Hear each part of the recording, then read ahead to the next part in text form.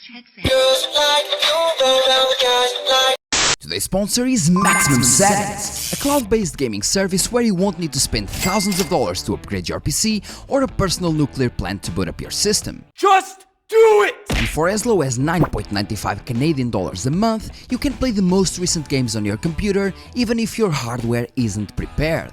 And if you don't play that much, well, you can just use the hourly system for as little as 0.35 Canadian dollars. Sign up today for your full Linux gaming PC with no resource sharing and start enjoying high-level gaming on any PC. Hello guys, Nation Gameplays, I'm Fabio Pisco and welcome to my channel. So as for today's video we have a new GPU comparison, this time with the RTX 4080 included, and as I tell you several times, at least on the comment section, and as you know, I did not have an RTX 4080 and I would not spend that amount of money just to bring one or two benchmarks, okay? But gladly MSI Iberia actually sent me the RTX 4080, okay? It's not for me to keep, I will send it back tomorrow, but at least I was able to do this video of 40 games on the RTX 4080 at 1440p, and now the benchmarks. This time the RTX 4080 versus the RX 7900 XT versus the RX 7900 XTX. And well, currently the cheapest 7900 XT is at around $799, the cheapest 7900 XTX is around $979, and the cheapest RTX 4080 is at around $1,150. And if we actually translate this to European numbers, we have the RX 7900 XT at around 1,029 euros, the RX 7900 XT at around 1,169 euros. Well, these are actually the cheapest parts because most of them are more expensive, and the RTX 4080 at a minimum of 1,309 euros. Do you want the maximum performance? Do you want the best price performance? Or even the cheapest 7900 XT is more than enough for you? And although all the prices are fucked up and we do know that these prices are highly inflationated, I don't even know if this is a word, but if you are seeing this video, you are most likely looking for one of these cards. So which one should you get? Let's go to the benchmarks.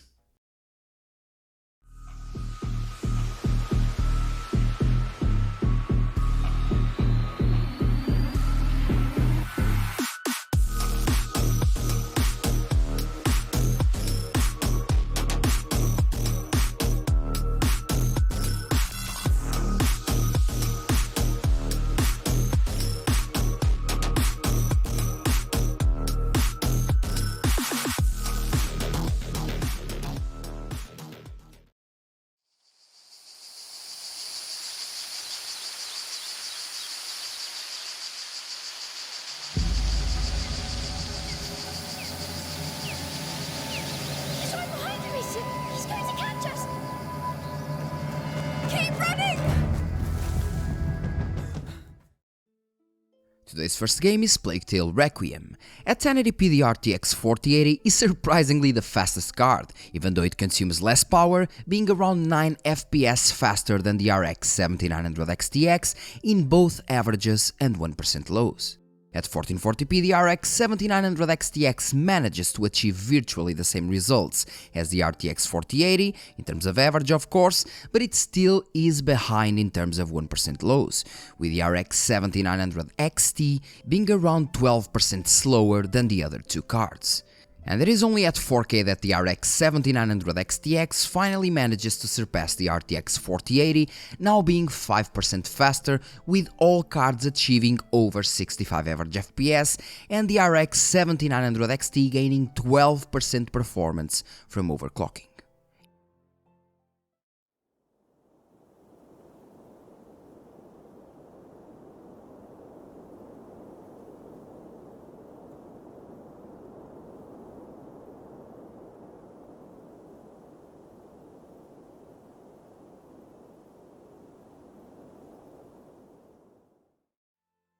In Assassin's Creed Valhalla, the results are pretty interesting.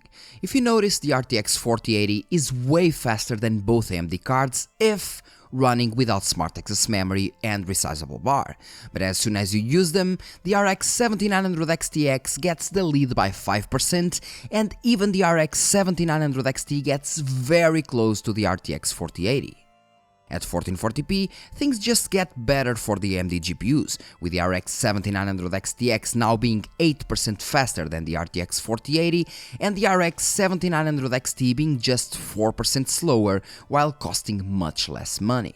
At 4K, somehow, resizable bar does increase the performance for the RTX 4080, but it is still not enough to beat the XTX, once again with the RX 7900 XT being very close to it.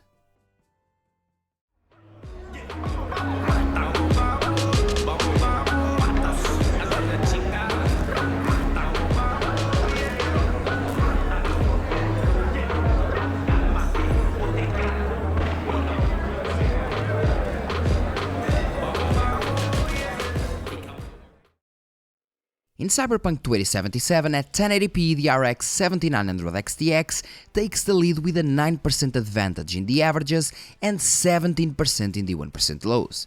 Interesting to note though that this is one of the few games where Nvidia does benefit from using resizable bar, as it increases the performance considerably. Just saying. At 1440p, the RX 7900 XTX loses a bit of its advantage over the RTX 4080, with the RX 7900 XT delivering pretty interesting results considering its price tag. And at 4K, well, it delivers even better results as it now matches the RTX 4080 performance, which is an outstanding result for a card costing at least $300 less.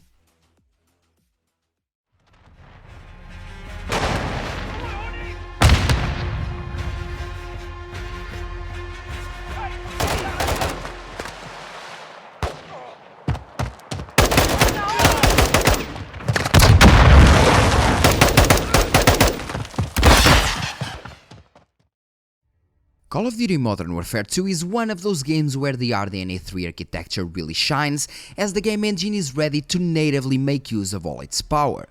And that's the reason why we get these massive performance increases when using smart access memory, making both AMD cards break the RTX 4080's chastity belt, with the RX 7900 XTX being 37% faster and even the RX 7900 XT being 26% faster. At 1440p, the RX 7900 XT loses a bit of its advantage over the RTX 4080, but is still 23% faster, with the XTX leading of course, and at 4K the advantage gets further reduced to 14%, but with a cheaper AMD card still performing considerably better.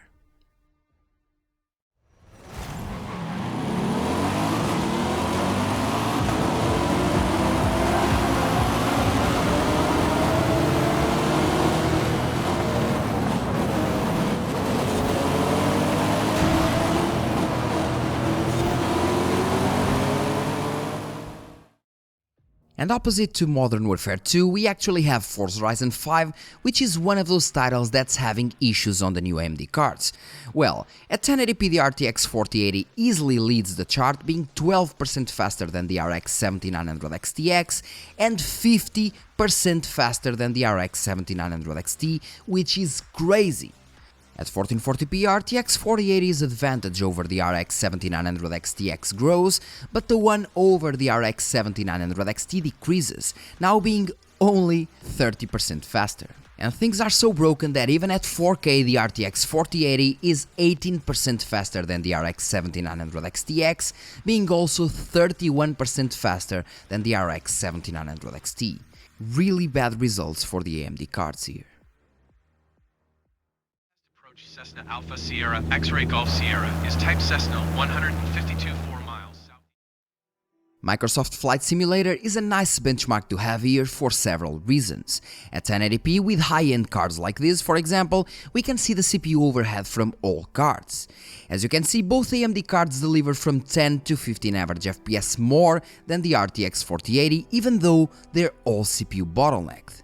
And that is due to the difference in the CPU overhead, where the Nvidia cards tend to suffer. And for example, at 1440p the CPU bottleneck is much less, and that's why the RX 7900 XT now gets more in line with the RTX 4080 results. And at 4K, well, it is where we are finally testing fully the GPUs instead of the CPUs, and that's why the RTX 4080 is now faster than the RX 7900 XT, as it should, although it is still slower than the RX 7900 XTX, that delivers the same 1% lows, but 10% more average FPS.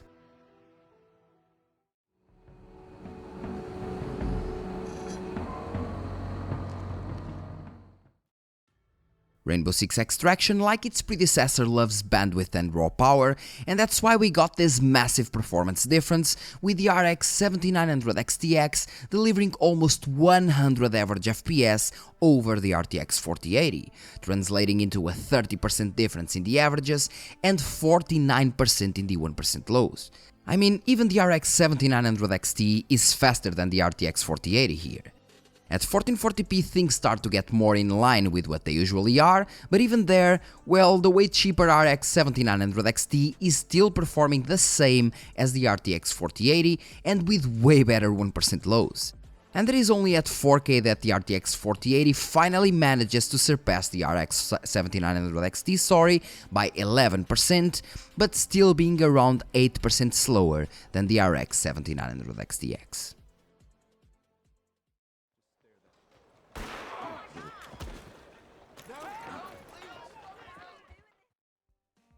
Red Dead Redemption 2 ran exceptionally well on the RX 6000 series from AMD compared to the RTX 3000 series from Nvidia, but it seems Nvidia did a really great job here, as the RTX 4080 is able to match the RX 7900 XT even with lower power draw.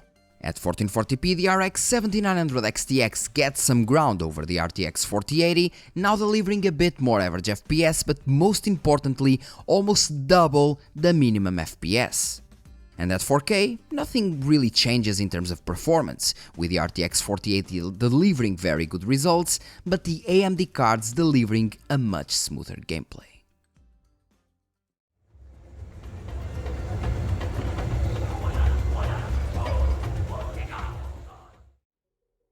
Guardians of the Galaxy got a very good performance uplift after the AMD 283.2.1 drivers, but sadly, since I do not own the RX 7900 XT anymore, I couldn't test it with the newer drivers, so the performance you see here is lower than what it should be by now.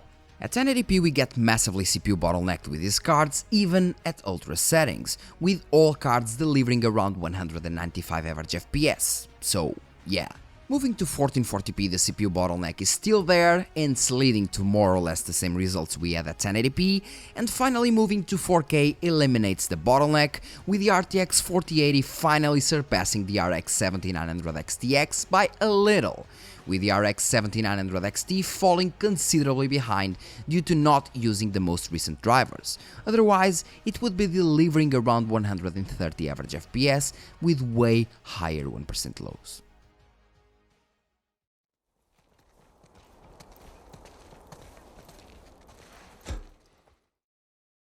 Now with a new addition to our tests, The Last of Us Part 1. As I told you before, I do not have the RX 7900 XT anymore, so sadly I wasn't able to test it here. At 1080p, even though this game was made and remade for AMD hardware, it still runs slower on it, with the RTX 4080 delivering around 7 average FPS, more of course while consuming less power. At 1440p, the RTX 4080 delivers 9 average FPS more, translating to more or less 7%, but on the other hand, the AMD GPUs deliver higher 1% lows, indicating a smoother gameplay. And at 4K, well, the AMD GPU finally manages to get virtually on par with the RTX 4080, which is nothing to be proud of, as it should be performing quite better. Still, good results for both cards.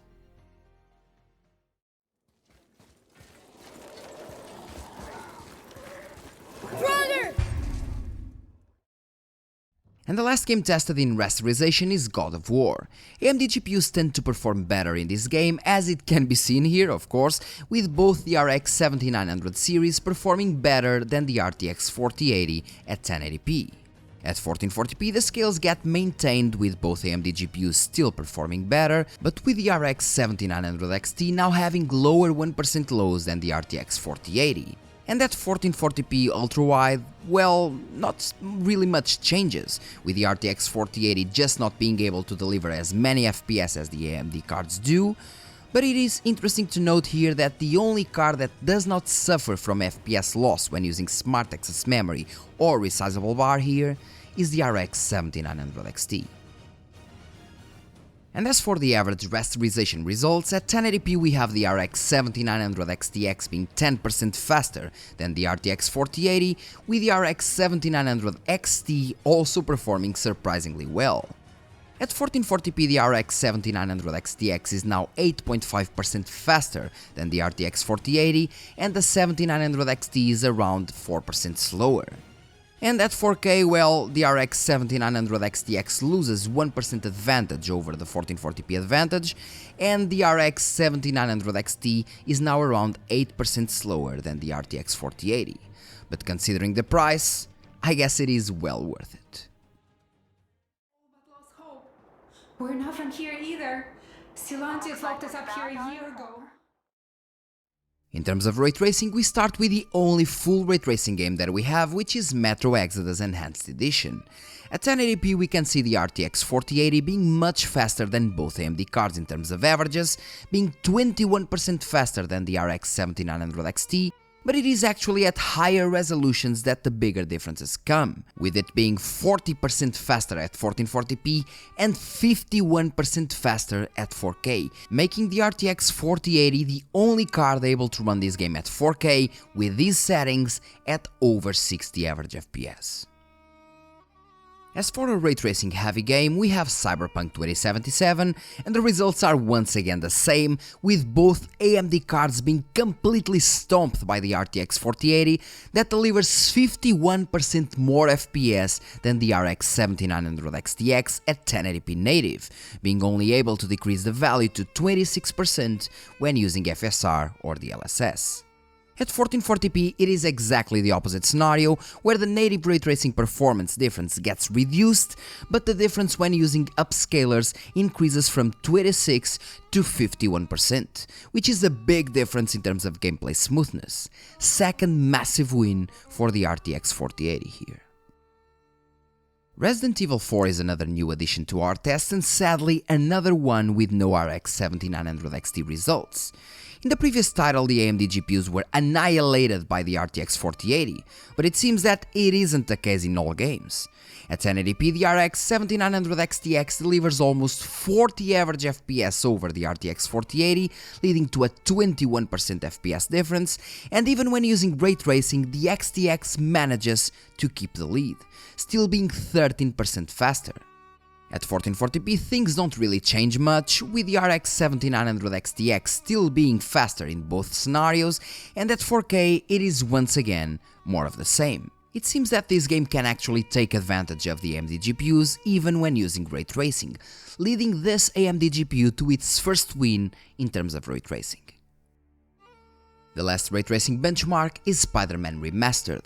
This is a game that uses a lot of PCIe bandwidth and a lot of CPU in order to process ray tracing, and this is why you see here that the AMD GPUs have more performance with ray tracing off, and the XTX delivering more performance than the RTX 4080 even with ray tracing on, basically due to the CPU overhead. At 1440p the AMD GPUs still deliver higher performance with ray tracing off and around the same with ray tracing on. And even at 4K the Nvidia cards loses in terms of rasterization performance and barely wins when using ray tracing, having higher averages but lower 1% lows. Very interesting results. Brother! As for the final benchmarks, we have upscaling performance. In God of War at 1440p native, both AMD cards are faster than the RTX 4080, but only slightly faster when using FSR or DLSS, as all of them run into a CPU bottleneck.